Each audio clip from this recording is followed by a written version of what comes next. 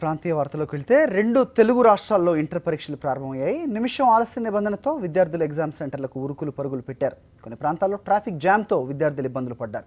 తెలంగాణ వ్యాప్తంగా 9,76,631 మంది విద్యార్థులు పరీక్ష రాస్తుండగా మొత్తం 1,291 పరీక్షా కేంద్రాలను ఏర్పాటు చేశారు. ఇటు ఆంధ్రప్రదేశ్ వ్యాప్తంగా 10,31,285 మంది విద్యార్థులు ఇంటర్ పరీక్షలకు హాజరు కానున్నారు.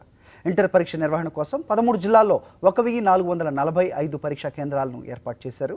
ఏపీలో మాల్ ప్రాక్టీస్కి పాల్పడితే 8 పరీక్షల వరకు డీబార్ చేయనున్నట్లుగా ఇంటర్ బోర్డు స్పష్టం చేసింది. అన్ని పరీక్షా కేంద్రాల పరిధిలో 144 సెక్షన్ అమల్లో ఉంటుంది. 124 పరీక్షా కేంద్రాల్లో ప్రత్యేక ఏర్పాట్లు చేశారు. 35 సెంటర్లలో సీసీ కెమెరాలను అమర్చారు. ఇక ఇంటర్ పరీక్షలకు సంబంధించి హైదరాబాద్ నాంపల్లిలోని ఎంఏఎం కాలేజ్ వద్ద నుంచి మా కరెస్పాండెంట్ ప్రదీప్ మరింత సమాచారం అందిస్తారు. ప్రదీప్, చెప్పండి, మొత్తానికి 2 రాష్ట్రాల్లో కూడా ఇంటర్ పరీక్షలు మొదలైన నేపథ్యంలో ఏర్పాట్లు ఏ విధంగా ఉన్నాయి?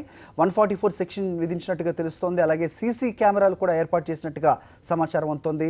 విద్యార్థులు సమయానికి వచ్చేసారా? ఎవరైనా ఆలస్యమయ్యారా? ఎప్పటిలాగానే అప్డేట్స్ ఏంటి? అక్కడ పరిస్థితులు ఏంటి?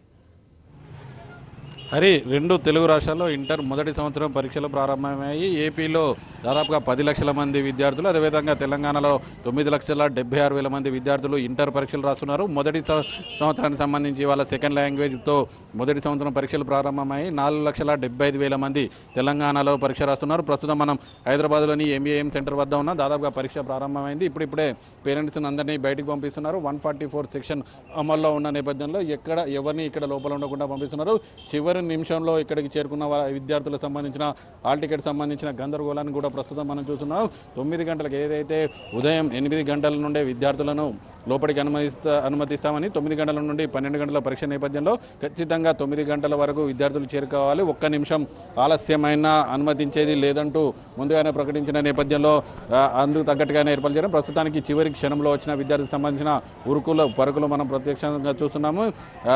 హైదరాబాద్ ఏదైతే తెలంగాణ వ్యాప్తంగా 1,291 సెంటర్లు ఏర్పాటు చేయగా హైదరాబాద్లో దాదాపుగా 200 సెంటర్లు ఏర్పాటు చేశారు. అయితే జంట నగరాలకు సంబంధించిన ట్రాఫిక్ను దృష్టిలో ఉంచుకొని గంట ముందుగానే అనుమతి ఉన్న నేపథ్యంలో ట్రాఫిక్ లేకముందే విద్యార్థులు సెంటర్లోకి చేరాలంటూ అధికారులు ముందస్తుగానే సూచనలు ఇచ్చారు. దీనికి తగ్గట్టుగా అటు ప్రత్యేక ఆర్టీసీ బస్సులు దాదాపుగా హైదరాబాద్ జంట నగరాలకు సంబంధించిన దాదాపుగా 1000 ఆర్టీసీ ప్రత్యేక బస్సులను కూడా ఏర్పాటు చేయడం జరిగింది.